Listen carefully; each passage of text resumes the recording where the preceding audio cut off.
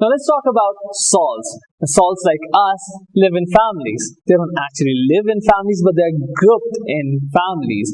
These groups are the sulfate groups, the chloride group, and the sodium group. Now, in the sulfate group, you have all the salts which contain the sulfates, like copper sulfate, sodium sulfate. Then you also have magnesium sulfate or potassium sulfate. Now, when we talk about the chloride group or the chloride family, you have all the salts which have chlorine in it grouped together, or chloride in it which are grouped together. Now, the examples would be potassium chloride and sodium chloride. And then you have the sodium group, which would be the NaCl, which is sodium chloride, sodium sulfate, and many others. Now, all these salts that we have talked about and all these families, now are they acidic or basic in nature, or are they really neutral? Now, we have learned in the neutralization reaction that when an acid and a base reacts, we have a salt which is formed and water as a byproduct. So, it should be concluded that these are neutral in nature. But are they always neutral? That is not necessary.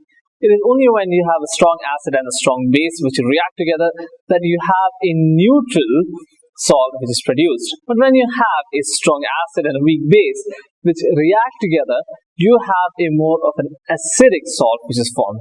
And when you make it the other way around, you have a strong base and a weak acid, you have a salt which is sort of basic in nature, a little towards the base side on the pH scale.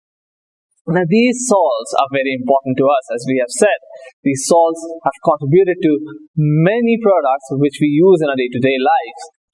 Now, in a day-to-day life, for our energy purposes, we require something called as food. And in this food, we have an important ingredient called as common salt. This common salt is nothing but sodium chloride, which is NaCl. Now, this sodium chloride is not just important for our food, but also for many other products that we make and use in our day-to-day life.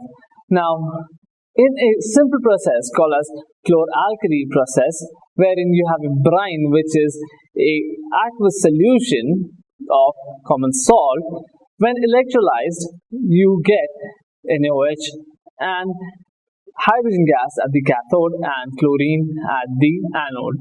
Now, if you look at all these three products that you have got, they are all important raw materials for different substances that we use in our day-to-day life.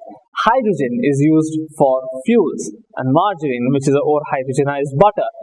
And in the process of making ammonia, you need hydrogen.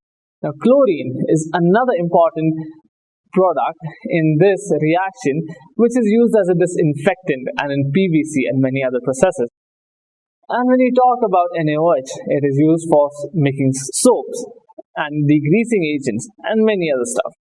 Now, if you look at hydrogen and chlorine, you get them together and you have hydrochloric acid, which is a very important acid in the laboratory. And then you have sodium hydroxide. When you combine it with chlorine, you have something which is called as a bleach, which is a very important cleansing and cleaning agent.